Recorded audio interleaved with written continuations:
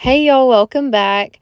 Today I'm sharing with y'all some homemaking I've been doing in my house. I have a couple recipes, a little thrift haul to share with y'all, and just some indoor stuff I've been doing. We've had some bad weather here in Texas, so we haven't got to do much outside. And I'm happy to say that today's video is in collaboration with Sarah over on Sarah's October Home. She does a lot of thrifting and thrift hauls, homemaking, and cooking from scratch. Her videos are very peaceful. Her home is so beautiful to look at. So I know that y'all will enjoy her videos too. Go check her out when you're done watching my video. And let's just get on to it. I've got some stuff to share with y'all. So let's just jump right into the video. This is going to be like the quickest thrift haul ever that I show y'all. But I just wanted to share these things that I picked up with y'all really fast. We went to the Salvation Army and I grabbed these little bookends. I'm assuming that's what they were. They were sitting like this. That's what I'm going to use them for anyways. But the legs and stuff like fold up. They're just little wooden teddy bears, and I'm putting these in my baby Channing's nursery because he has a spot on his dresser where I keep his books, and I've been using random stuff as bookends, and I told myself, you need to get him some bookends. Like, I kept looking for some, so I paid $3 for this little set right here. And his nursery is Winnie the Pooh themed, so the bears are like the perfect. And I like how, like, I don't know about y'all, but like the nose and stuff, like it looks like Winnie the Pooh to me, like from the side, like how pointy the little nose is. So a couple of these items I didn't get a price tag on, so I grabbed this hat. It is Cotton On brand, and I paid $2 for it. It just says Studio Journal on it, but I thought that was cute.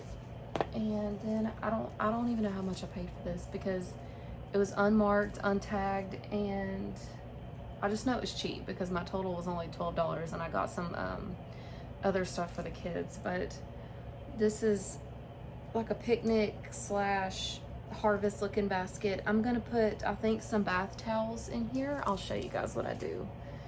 And on these 75, I don't know how much I paid for this either, sorry. The 75% off clearance rack. It's just like a crew neck sweater. I really like wearing these in the winter, and it's just like really thick blue. So I know that that was like super cheap. So anyways, that's really all I got. Like I said, it was super quick, but I thought I would share that with y'all. And I'm gonna go get these little bookends set up in Channing's room and show y'all how they look.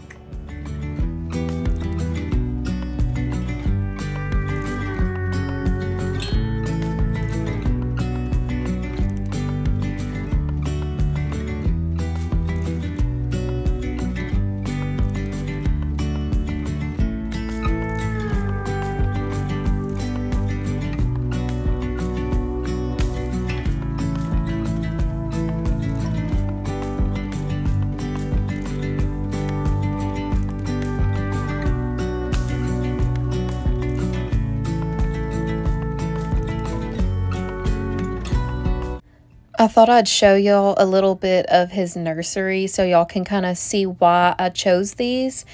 I like to use the like vintage Pooh Bear looking stuff. Those are the little pictures above his crib. That's his blanket. And here's just a little shelf in his nursery. So as you can see, they do match perfectly in his nursery.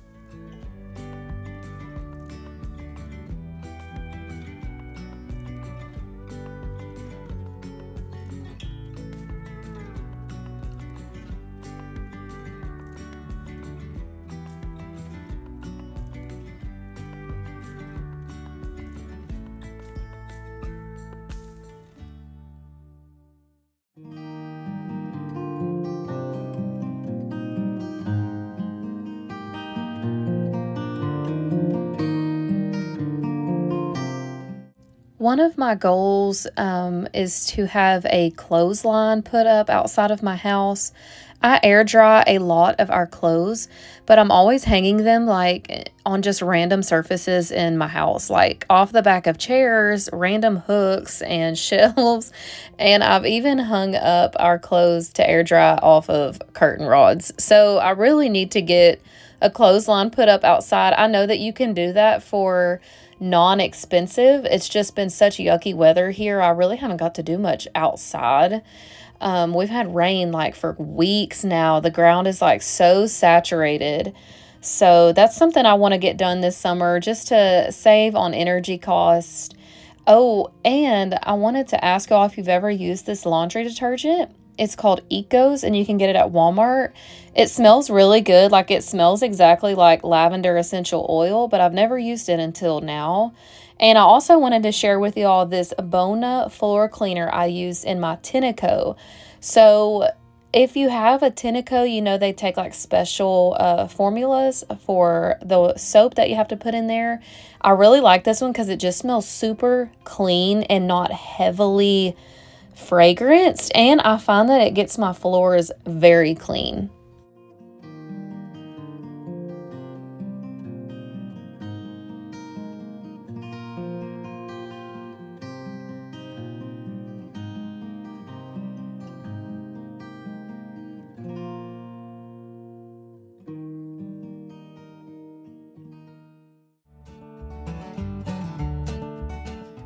If you have a Tinico, do you like it? I like mine. I think it's annoying to have to clean the parts, but I do find that it saves me time when my kids make messes after dinner and stuff, because it gets the crumbs, the liquid messes, and everything. So I like mine.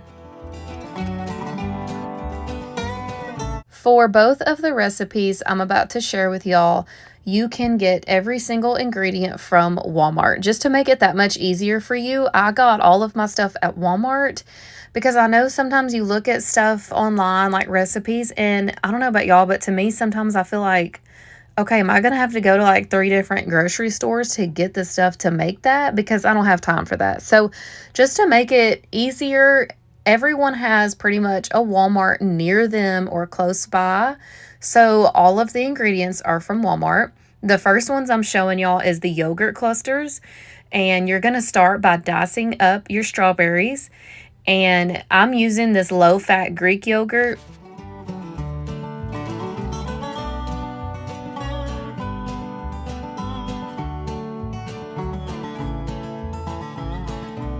You do not want to use a non-fat yogurt because without the fat, it will not hold up in the freezer. So you either need to use like a whole milk yogurt or like low fat like I used.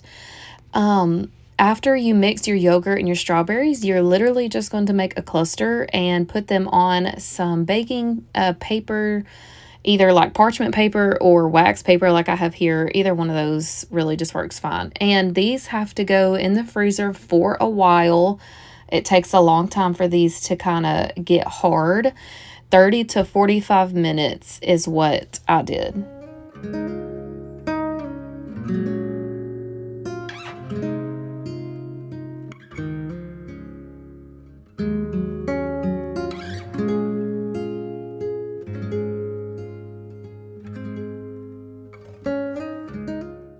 Now, I used these semi-sweet chocolate chips by Baker Believe. I think that's what the brand is. There is 0 sugar in these, but you don't have to use them. You can just use the Nestle Toll House or a Great Value brand, whatever. I just wanted to try to make these healthier by using the sugar-free ones. And you're going to melt that with the coconut oil to make it easier to melt down.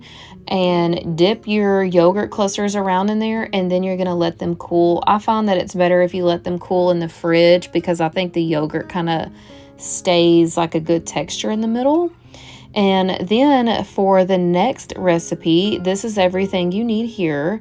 Now, I am making my own oat flour because apparently it is healthier to make your own oat flour out of the rolled oats. So all you literally need to do is put your oats in a food processor and grind them up, and then you have oat flour. That's literally it.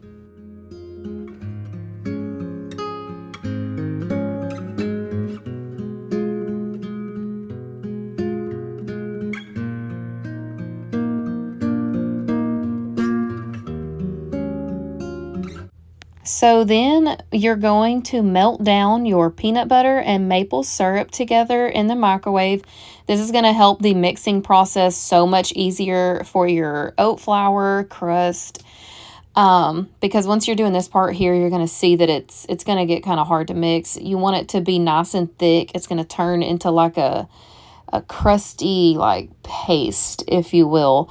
And I just greased the sides of my muffin pan with a little bit of coconut oil. This is probably easier if you have a silicone muffin pan, but if you do not, like me, you can just grease the sides and they will kind of pop out pretty easy. So this made, I believe, 8 peanut butter cups, like muffin size peanut butter cups. So you push the mixture down to the bottom because this is going to be just like the bottom crusty part. You flatten it out, and then you're going to pour the melted chocolate right over the top.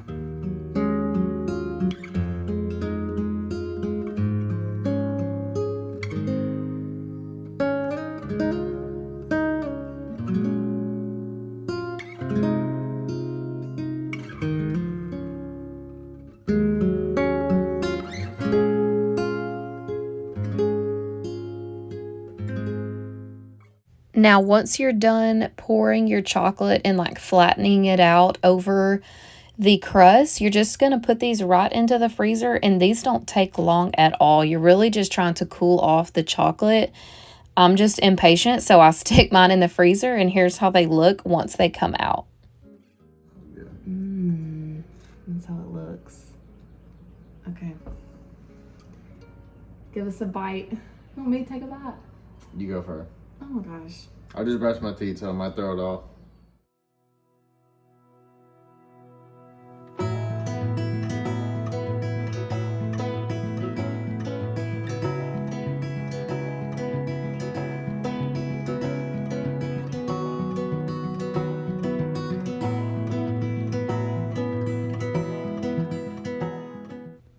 Okay, y'all, for the life of me, I cannot figure out what this little plant is called, but it was just so cute at Walmart. And I think it's a succulent. I can tell just from the stems, and they're calling it like a part of the exotic angel plant family, but there was no name on it. And I'm not really familiar with a lot of indoor house plants and their names. So let me know if y'all know what this plant is called.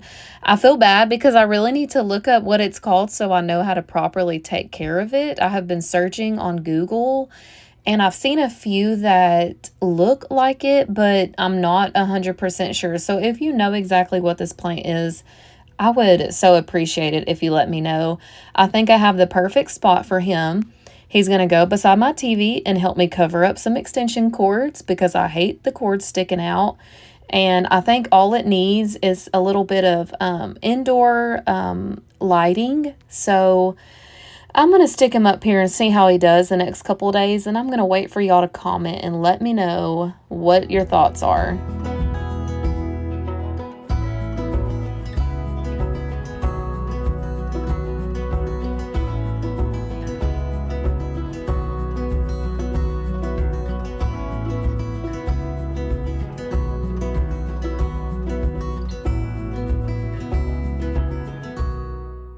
How gorgeous is this plant, y'all? He is just so pretty. Thank you guys so much for watching. If you're from Sarah's channel, thank you for stopping by.